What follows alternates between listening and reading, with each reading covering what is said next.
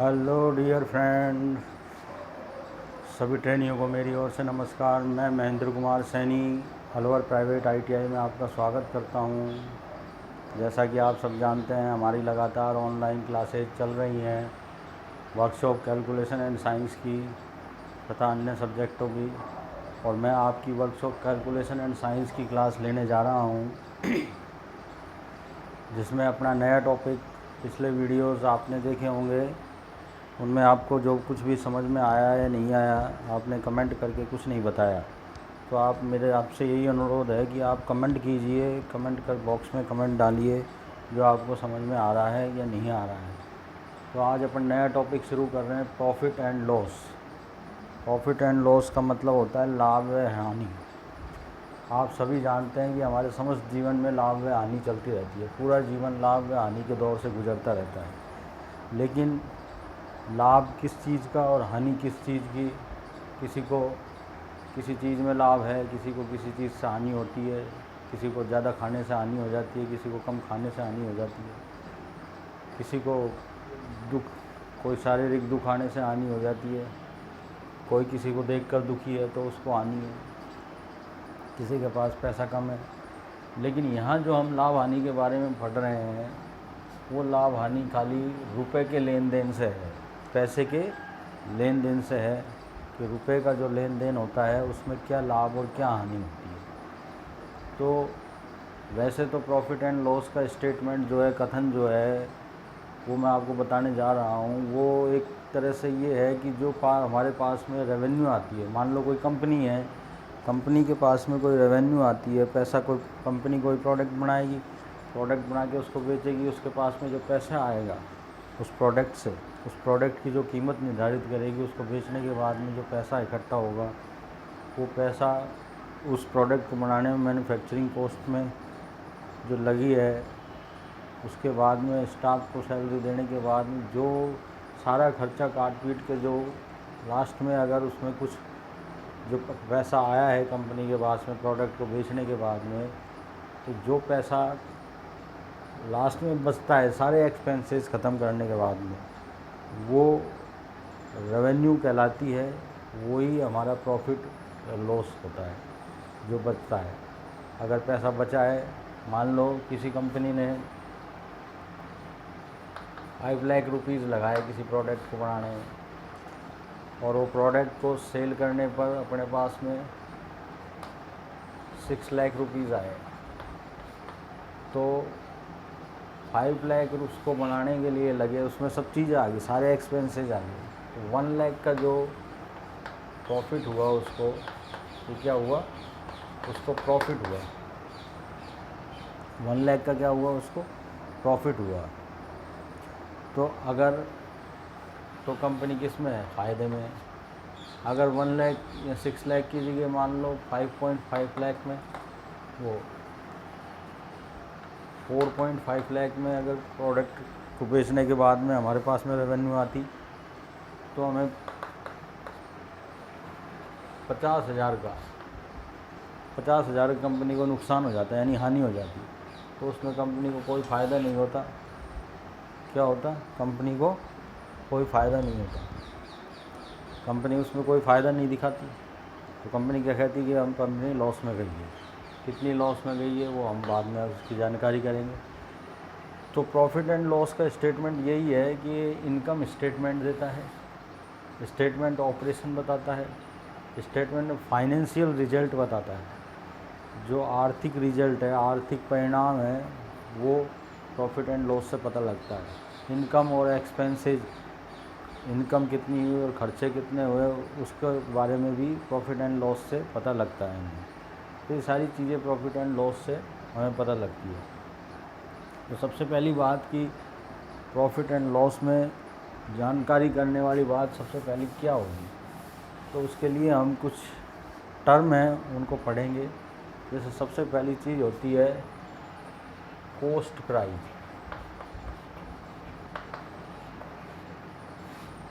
इसको हम सीपी बोलते हैं। क्या बोलते हैं, सीपी। ये होता है हमारा क्रय, हिंदी में बोलते हैं क्रय मूल्य। क्या बोलते हैं, क्रय मूल्य। क्रय मूल्य क्या होता है, कॉस्ट प्राइस क्या होती है, कॉस्ट प्राइस क्या होती है?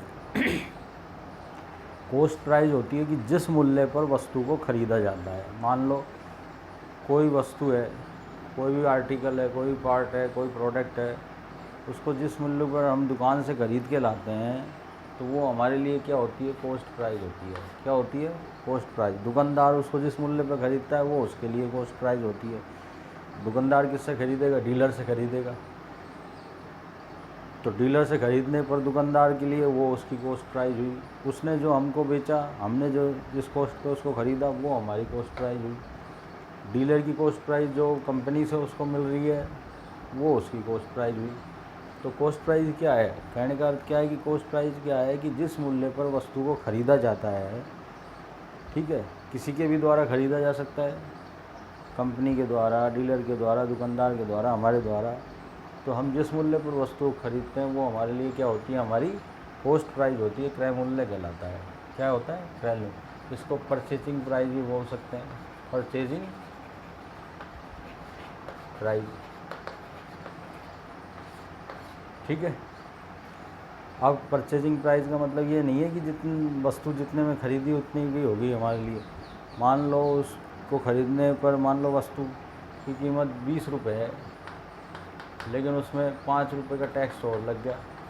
क्या लग गया? तो हमारे लिए तो 25 रुपये की हुई। तो हमारे लिए हमारी कॉस्ट प्राइस क्या हुई? 25 रुपये। क्या हुई? 25 रुपये। टैक्स भी तो अपन जोड़ेंगे, वो भी तो अपन ने दिया है उस वस्तु के लिए। तो हमारे लिए कितनी कॉस्ट प्राइस हुई उस वस्तु की? 25 रुपये। तो जिस मूल्य पर वस्तु को ख़रीदा जाता है वो क्या कहलाती है? कॉस्ट प्राइस या क्रय मूल्य। दूसरी बात आती है सेलिंग प्राइस।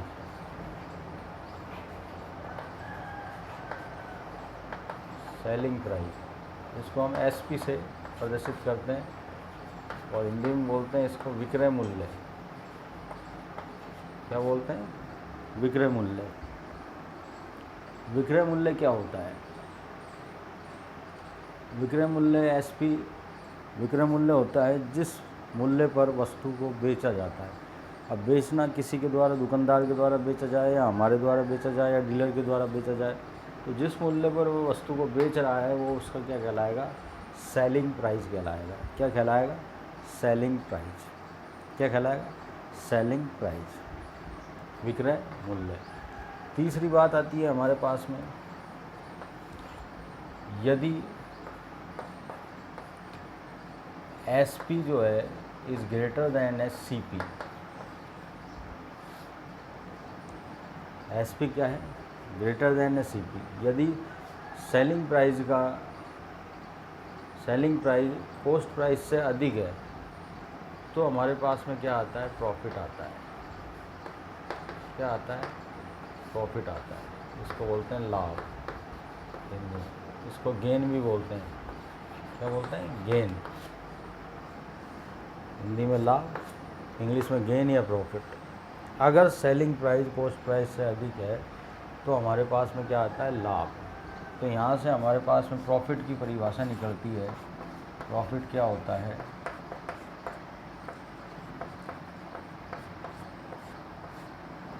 प्रॉफिट होता है विक्रय मूल्य माइनस क्रय मूल्य। मतलब P बराबर होता है SP minus CP। SP minus CP।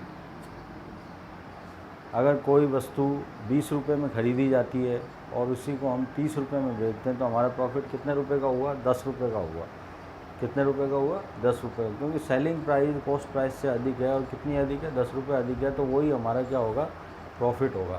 क्या होगा? प्रॉफिट होगा। इसके बाद आती है बात, यदि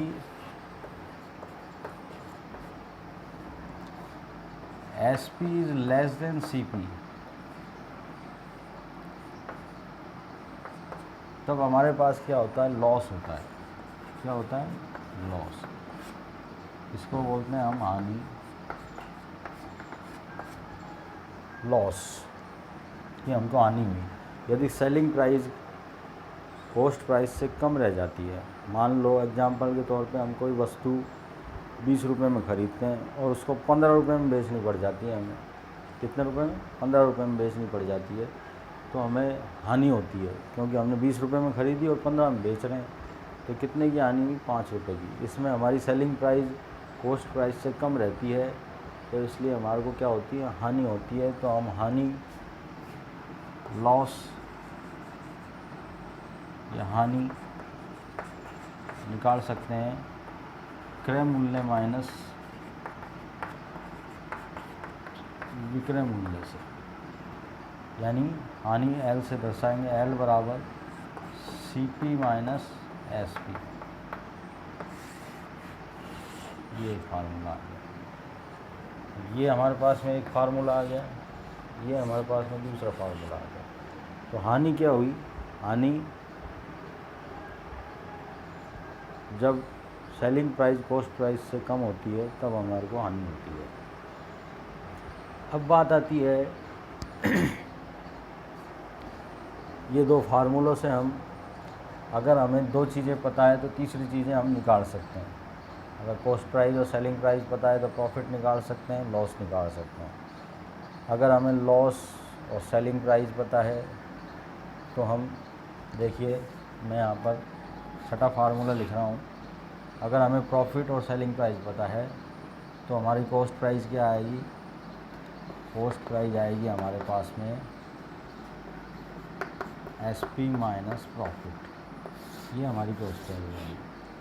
और इसी प्रकार हमें CP पता है और प्रॉफिट पता है तो हमारा SP क्या आएगा? SP आ जाएगा हमारे पास में CP प्लस प्रॉफिट। ये हमारा SP होगा जब लाभ हो रहा हो। क्या हो रहा हो? लाभ हो रहा हो। जब लाभ हो तब हम कॉस्ट प्राइस और सेलिंग प्राइस इस तरह से निकाल सकते हैं। यदि हमें सेलिंग प्राइस पता है तो कॉस्ट प्राइस निकाल सकते हैं, कॉस्ट प्राइस पता है तो सेलिंग प्राइस। और जब हानि हो रही हो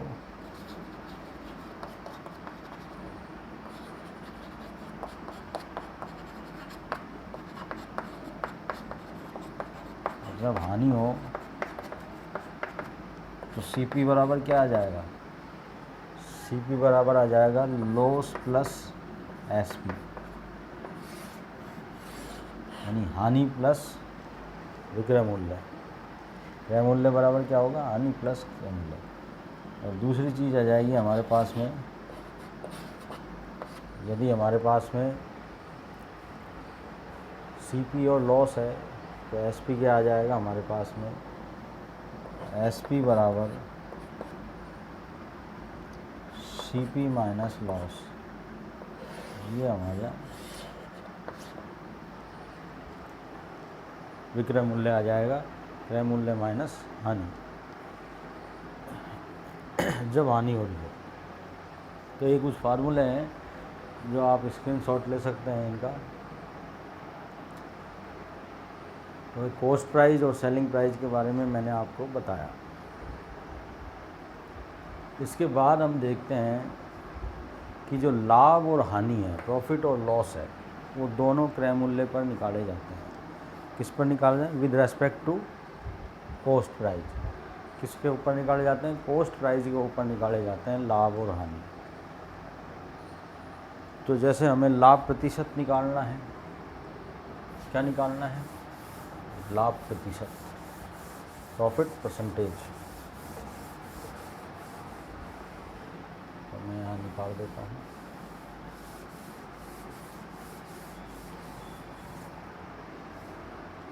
अगर हमें लाभ प्रतिशत निकालना है,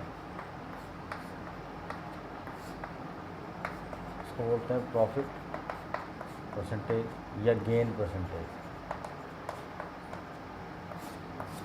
दोनों चीज़ें इसके नाम है, गेन परसेंटेज या प्रॉफिट परसेंटेज, लाभ परसेंटेज। तो मैंने बताया कि लाभ परसेंटेज, लाभ प्रतिशत और हानि प्रतिशत दोनों क्रय मूल्य पर निकल जाती है। जितने का लाभ हो रहा है हमें, प्रॉफिट बटे CP इंटू 100, ये है प्रॉफिट परसेंटेज का फार्मूला। यानी profit percentage is equal to, profit कैसे होता है हमारा? जब हम SP माइनस CP करते हैं तब हमारा प्रॉफिट होता है, तो CP इंटू 100। ये प्रॉफिट परसेंटेज निकालने का फार्मूला है। इसी प्रकार से हानि प्रतिशत निकालनी है तो वो भी क्रय मूल्य पर निकाली जाती है। लॉस परसेंटेज वो होती है लॉस बटे CP इंटू 100। अब लॉस कब होगा आपका, लॉस परसेंटेज लॉस कब होगा, जब हम CP में से SP को माइनस करेंगे तब हमारा लॉस होगा इंटू 100। ये लॉस परसेंटेज निकालने का फार्मूला। जब हम क्रय मूल्य में से विक्रय मूल्य को घटाएंगे तो हमारे पास में क्या आएगा, हानि आएगा। तो हानि बटे क्रय मूल्य इंटू 100, ये हमारा लॉस प्रतिशत निकालने का फार्मूला है। इसी प्रकार लाभ प्रतिशत निकालने का फार्मूला क्या है, विक्रय मूल्य माइनस क्रय मूल्य बटे क्रय मूल्य इंटू 100। ठीक है, दोनों ही लाभ और हानि प्रतिशत किस पे निकलते हैं, क्रय मूल्य पे निकाले जाते हैं। किस पे निकाले जाते हैं, क्रय मूल्य पे निकाले जाते हैं। दोनों को हम किस पे निकालते हैं, क्रय मूल्य पे निकालते हैं। तो यहाँ से हम लाभ प्रतिशत और हानि प्रतिशत निकालना सीख गए। अब हम बात करते हैं, ये फार्मूले आपको याद रखने हैं, ये काम आएंगे हमारे सवालों में। अब मैं बात करता हूँ कुछ और फार्मूलों की जो भी हमारे पास में काम आने वाले हैं। देखिए, यदि कोई वस्तु का CP है,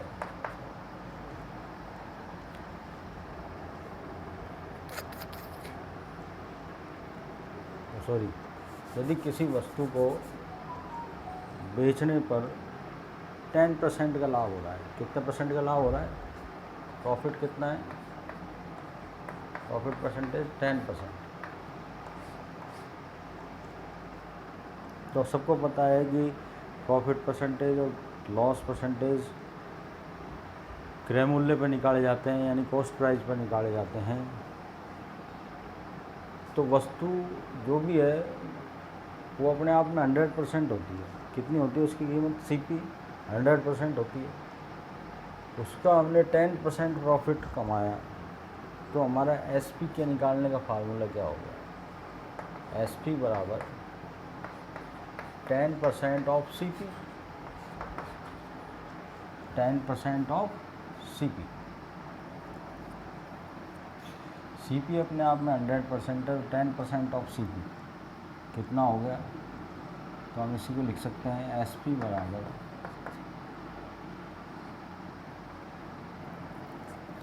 CP अपना 100% है,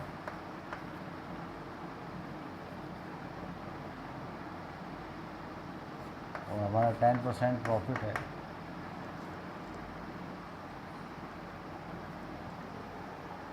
और ये किस पे निकल रहा है, वस्तु अपने आप में 100% होती है, किस पे निकल रहा है, CP पर।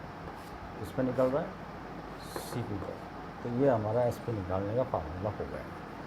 अब इसी प्रॉफिट को हम, मान लो प्रॉफिट कितना है, कितने ही प्रतिशत हो सकता है, जनरली हम कह सकते हैं 100% plus profit percent into CP। ये हमारा SP निकालने का फार्मूला है। इसी को हम लिख सकते हैं, अगर परसेंटेज के रूप में ना लिखें तो नीचे क्या लगा देंगे हम, 100 लगा देंगे, इंटू क्या कर देंगे, CP। तो इस फार्मूले से हमारा क्या निकल जाएगा, विक्रय मूल्य निकल जाएगा। विक्रय मूल्य निकल जाएगा, क्या निकल जाएगा, विक्रय मूल्य निकल जाएगा 100 प्लस P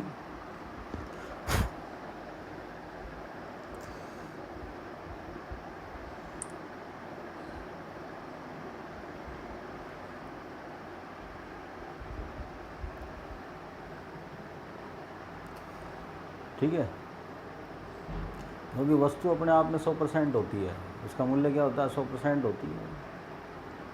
और हम पता है प्रॉफिट और लॉस कितने में निकालते हैं हम।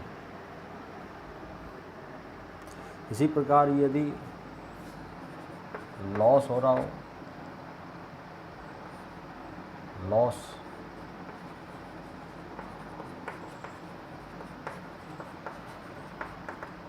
तो SP क्या आएगा, SP बराबर क्या लिखें, ये वस्तु 100% है, मान लो 10% का लॉस है, तो उसको क्या लिख सकते हैं हम, 100 minus 10, 90%, 90% of CP. Selling price क्या होगी उसकी, सीपी का 90%, क्या होगी, सीपी का 90%।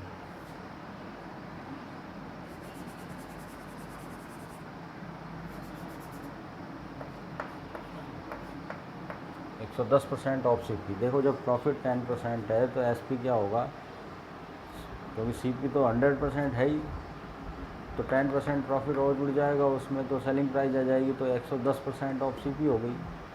तो इसी को हम लिख सकते हैं 100 प्लस 10, 110 को इंटू सीपी। इसी से हमने ये फार्मूला बनाया, परसेंटेज हटा के ये 100 नीचे लगा दिया। इसी प्रकार लॉस अगर 10% हो रहा है तो एसपी क्या होगा, 90% ऑफ सीपी, यानी इसी को लिख सकते हैं 100 माइनस 10 परसेंटेज इंटू सीपी। ये एसपी बराबर आ गया। इसी को हम यहाँ लिख सकते हैं एसपी बराबर 100 माइनस लॉस, लॉस कितना भी प्रतिशत हो सकता है, बटा 100 इंटू सीपी। ये भी एसपी निकालने का फार्मूला है जब लॉस हो रहा हो। ठीक है, अब हम इन्हीं दोनों फार्मूलों से, जैसे विक्रय मूल्य निकाला है, इन्हीं दोनों फार्मूलों से सीपी निकाल सकते हैं। तो सीपी बराबर क्या आ जाएगा, सीपी बराबर आ जाएगा हमारे पास में, जैसे इसमें निकालते हैं सीपी बराबर, तो आ जाएगा हमारे पास में एसपी, ये वजन गुणा हो जाएगा 100, और ये नीचे चला जाएगा 100 माइनस लॉस इंटू 100। ये इसको लिख सकते हैं सीपी बराबर 100 माइनस लॉस इंटू एसपी। इस प्रकार भी लिख सकते हैं ना इस प्रकार। तो ये डायरेक्ट फार्मूला सीपी निकालने का जब लॉस हो रहा हो। इसी प्रकार से सीपी निकालने का फार्मूला जब प्रॉफिट हो रहा हो, तो 100 प्लस प्रॉफिट इंटू एसपी। ये फार्मूले आपको याद रखने हैं। एक तो ये 1, 2, 3 एंड 4, ये 4 फार्मूले आपको याद रखने हैं। अब देखिए, आपने कॉस्ट प्राइस जान लिया, सेलिंग प्राइस जान लिया, प्रॉफिट जान लिया, लॉस जान लिया, प्रॉफिट परसेंटेज जान लिया, लॉस परसेंटेज जान लिया। लाभ प्रतिशत और हानि प्रतिशत हमेशा क्रय मूल्य पर निकलती है, सबको पता है, आप पढ़ते आ रहे हैं।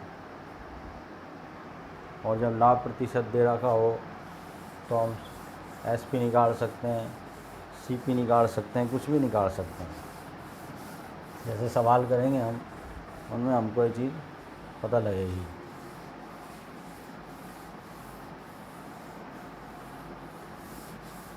अब आती है बात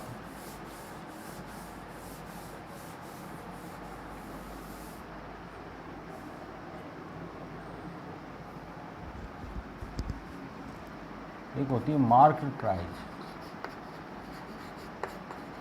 क्या होती है, मार्क प्राइस या लिस्ट प्राइस भी बोलते हैं इसको।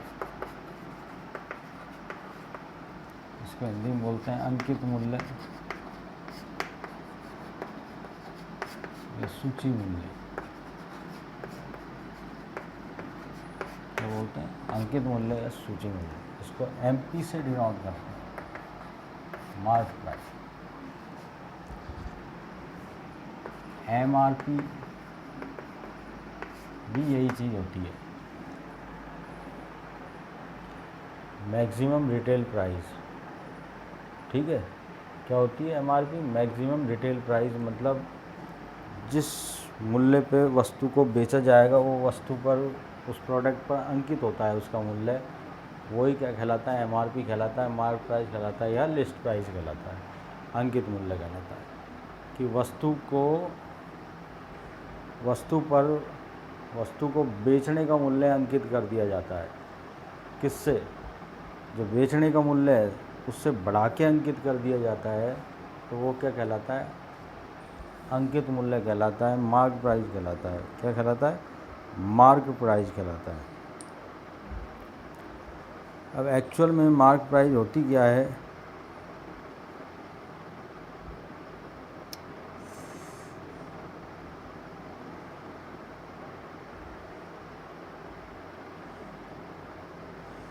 एक्चुअल में मार्क प्राइस होती क्या है?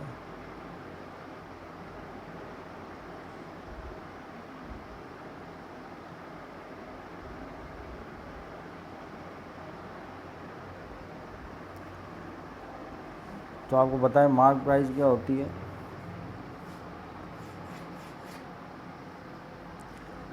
जिस मूल्य पर वस्तु को बेचा जाता है उससे कुछ बढ़ा के वस्तु पर मूल्य को अंकित कर दिया जाता है तो वो क्या कहलाता है? अंकित मूल्य कहलाता है। अब वस्तु बिके कितने में ये कोई हमको उससे मतलब नहीं है, वस्तु कितने में बिकेगी कितने में नहीं बिकेगी, लेकिन उस पर जो प्रिंट कर दिया गया है, वस्तु पर मार्क कर दिया गया है प्राइस का, वो क्या कहलाएगी? उसकी MRP कहलाएगी या मार्क प्राइस कहलाएगी या लिस्ट प्राइस कहलाएगी। एक बात होती है। दूसरी बात होती है डिस्काउंट। डिस्काउंट को बोलते हैं बट्टा। क्या बोलते हैं? हिंदी में बट्टा। डिस्काउंट को बोलते हैं बट्टा या छूट। क्या बोलते हैं? छूट या बट्टा। छूट। डिस्काउंट हमेशा अंकित मूल्य पर दिया जाता है। किस पे दिया जाता है? अंकित मूल्य पर दिया जाता है। MRP पे दिया जाएगा, मार्क प्राइस पर दिया जाएगा, MP से शो करेंगे। डिस्काउंट किस पे दिया जाता है? मार्क प्राइस पर। तो जो डिस्काउंट होता है, डिस्काउंट को D से डिनोट करते हैं। डिस्काउंट जो होता है वो होता है मार्क प्राइस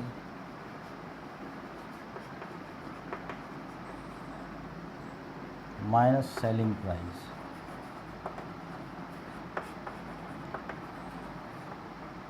यदि अंकित मूल्य में से विक्रय मूल्य को घटा दिया जाए तो हमारे पास में क्या आ जाता है? डिस्काउंट आ जाता है। क्या आ जाता है? डिस्काउंट आ जाता है। मतलब बट्टा जो होता है, बट्टा जो होता है वो होता है अंकित मूल्य माइनस विक्रय मूल्य। क्या होता है? अंकित मूल्य माइनस, यानी D बराबर MP माइनस SP। ये फार्मूला होता है। अब इसी फार्मूले से हम MP बराबर निकाल सकते हैं। MP बराबर क्या आएगा? D plus SP। Discount plus selling price. या SP बराबर निकाल सकते हैं। SP बराबर क्या आएगा? MP minus discount. अंकित मूल्य में से डिस्काउंट घटा देंगे तो क्या आ जाएगी? विक्रय मूल्य आ जाएगा, सेलिंग प्राइस आ जाएगी। तो ये भी हमारे पास में फार्मूले हैं जिनको आपको याद रखना है। अब देखिए कि जो डिस्काउंट है वो हमेशा किस पे निकलता है? MP पे निकलता है, मार्क प्राइस पे निकलता है। किस पे निकलता है? मार्क प्राइस पे। किस पे निकलता है? मार्केट प्राइस पे निकलता है, अंकित मूल्य पे निकलता है। तो जैसे मान लो हमें 10% का डिस्काउंट देना है। कितना देना है? 10%। तो वस्तु का अंकित मूल्य 100 है, तो सेलिंग प्राइस क्या हो जाएगी? सेलिंग प्राइस क्या हो जाएगी?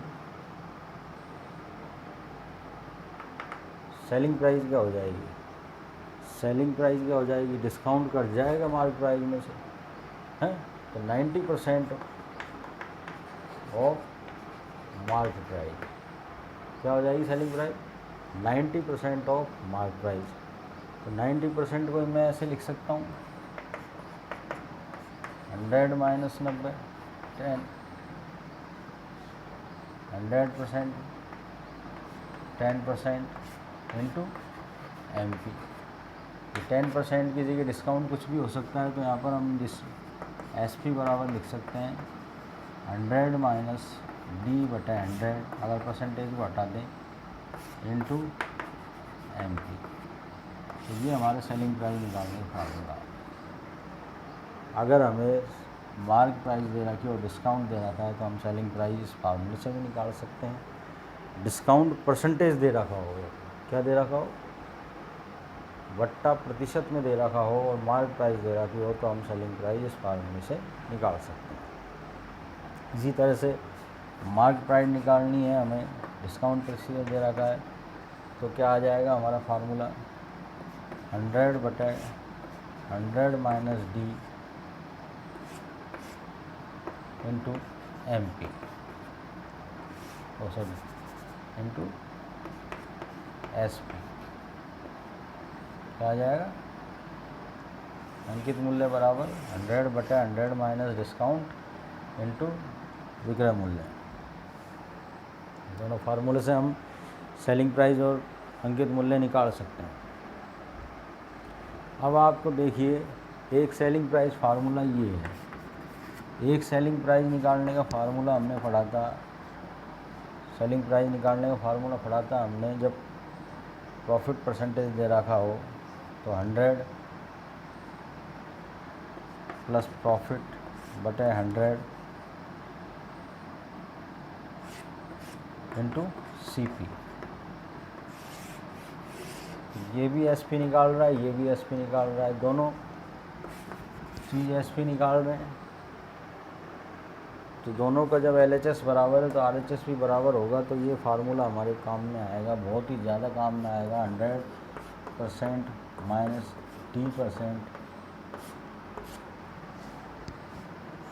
इंटू MP बराबर 100% plus profit percent into CP। ये फार्मूला भी हमें बहुत काम आने वाला है, आगे सवालों में बहुत काम आने वाला फार्मूला है। इसी प्रकार से अगर लॉस हो रहा हो तो लॉस में भी हम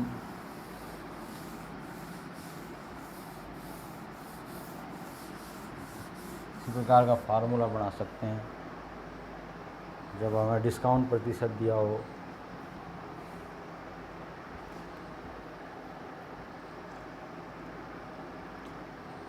लॉस में SP कैसे निकलता है,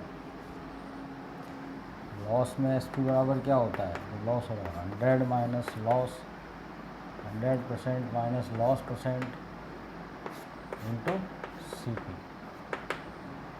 तो एक SP यही है 100% minus discount percent into CP into MP।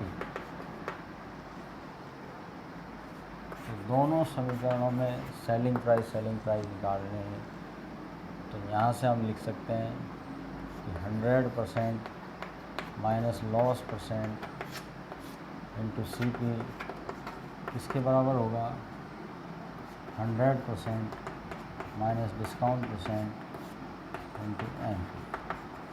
अब यहाँ से हम CP और MP की वैल्यू निकाल सकते हैं। इस तरह से पहला फार्मूला हमने लिखा 100% plus profit percent into CP बराबर 100% minus discount percent into MP। इनका रेशो निकाल सकते हैं, तो CP अपॉन MP,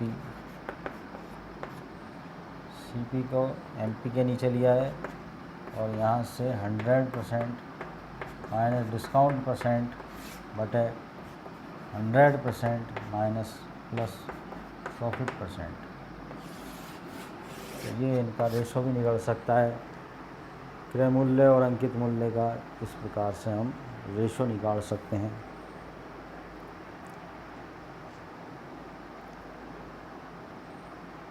तो लाभ हानि के सवालों में ये सारे फार्मूलेज आपको पता होना चाहिए। ये कंसेप्ट हैं, कंसेप्चुअल हैं, इनका पता होना ही आपको सवालों को कराएगा। इन सारे सवालों की आपको जानकारी होनी चाहिए, सारे सूत्रों की किस प्रकार ये फाइंड आउट करें हमने आपको बता दिया है।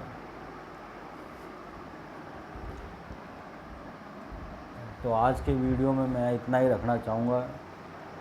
अगले वीडियो में आपने इन सारे फार्मूलों को आपने स्क्रीनशॉट ले लिया होगा, मैं समझता हूँ, या वीडियो को देख के आप लिख सकते हैं। वीडियो को रोक रोक के। तो इन फार्मूलों को लिखकर आप याद करिए और समझिए, और जो कुछ समझ नहीं आए तो कमेंट बॉक्स में आप कमेंट करिए, जिससे मैं आपको दोबारा इसको समझा सकूं, प्रॉफिट एंड लॉस को। इन फार्मूले पे आधारित हम सवाल करेंगे अलग अलग तरह के, और हमारा ये प्रॉफिट एंड लॉस पूरा हो जाएगा अगले वीडियो में। प्रॉब्लम जो सॉल्व करेंगे हम अगले वीडियो में करेंगे। तो ये फार्मूलों की जानकारी आपको मैंने आज दे दी है, तो इनको आप ध्यान से देखिए और पढ़िए। तो आज का वीडियो मैं यहीं समाप्त कर रहा हूँ, प्रॉफिट एंड लॉस से संबंधित।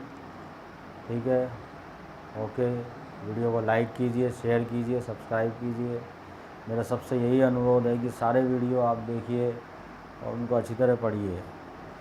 ठीक है, okay, thank you very much, good afternoon.